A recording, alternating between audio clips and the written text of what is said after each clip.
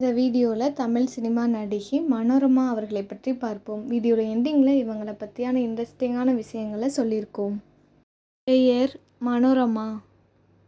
பிறந்த தேதி 26/5/1947.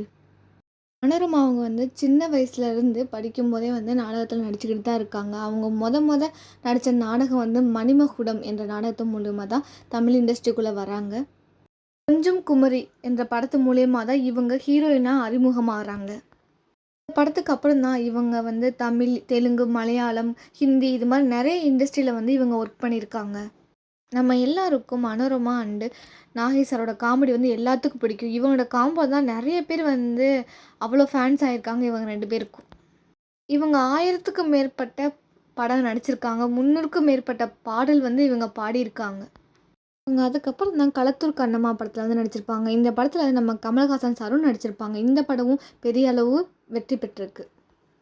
திருவிளையாடல் படத்துலையும் நம்ம மனோரமா மேம் இருப்பாங்க, சிவாஜி சார், சாவித்ரி மேம் இது மாதிரி நிறைய கேரக்டர்ஸ் இருப்பாங்க. இந்த படமும் இப்போ வரைக்கும் காமெடியாக இருக்கும். இதெல்லாம் பார்த்து சிரிச்சது வயிறே வலிக்கும். அந்தளவுக்கு இந்த படமும் இருக்கும்.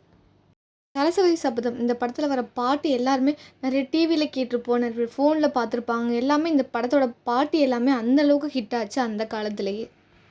1974க்கு அப்புறம் இவங்க ஒவ்வொரு வருஷத்துக்கும் 10 படம் பண்ணணும் அப்படின்னு நினச்சிருக்காங்க. அது மாதிரி இவங்க 10 படம் பண்ணியிருக்காங்க ஒரு வருஷத்துக்கும்.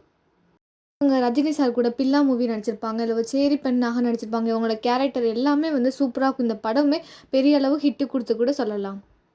அதுக்கப்புறம் தான் இவங்க கமல் சார் கூட அபூர்வ ராகங்கள் படம் நடிச்சிருப்பாங்க. இந்த படத்தில் அந்த அளவுக்கு கமல் சார் ஹார்ட் ஒர்க் கொடுத்துருப்பாங்க. இல்லை மேமோட காமெடியாக இருக்கட்டும் எல்லாமே இந்த படம் பெரிய ஹிட்டுன்னு கூட சொல்லலாம்.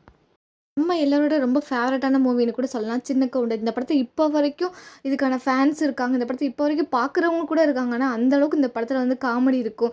மனோரமா மேமோட காமெடி, இவங்க சுகன்யா மேமோட 2 சேர்ந்து சண்டை போகிற காட்சி இருக்கட்டும், எல்லாமே சூப்பராக இருக்கும். வடிவேல் சாரோடது எல்லாமே இந்த படத்தை இப்போ வரைக்கும் பார்த்தாலும் எத்தனை டைம் வேணால் பார்க்கலாம். அந்தளவுக்கு சிரிச்சுக்கிட்டே இருக்கலாம் அந்த மூவியை பார்க்கும்போது. நாட்டாமை படத்துலேயும் இவங்க நடிச்சிருப்பாங்க. இந்த படமும் பெரிய அளவு ஹிட்டு கொடுத்த படம் கூட சொல்லலாம். அருந்ததி படத்துலேருந்து நடிச்சிருப்பாங்க. அருந்ததி படமே ஒரு பெரிய அளவு ஹிட்டுன்னு கூட சொல்லலாம். அந்த படத்தில் அந்த கதையை எடுத்து சொல்கிறது எல்லாமே சூப்பராக பண்ணியிருப்பாங்க. இவங்க நடித்த படம் எதுவுமே மறக்க முடியாது. எந்த படமே தோல்வியில் அடைஞ்சது அப்படின்னு சொல்லவும் முடியாது. ஏன்னா எல்லா படமும் இவங்களோட காமெடியாக இருக்கட்டும், எல்லாமே இவங்க கதை எடுத்ததாக இருக்கட்டும், எல்லாமே அந்த அளவுக்கு சூப்பர் சூப்பர் ஹிட்டுன்னு கூட சொல்லலாம். இவங்க இல்லைனா கூட இவங்க காமெடிலேருந்து எல்லாமே நம்மளை சிரிக்க வைக்க தான் செய்யுது. இவங்கள பற்றி இன்னும் இன்ட்ரெஸ்டிங்கான விஷயம் தெரிஞ்சுக்கணும் அப்படின்னா கீழே டிஸ்கிரிப்ஷனில் லிங்க் இருக்குது, கிளிக் பண்ணி பாருங்கள்.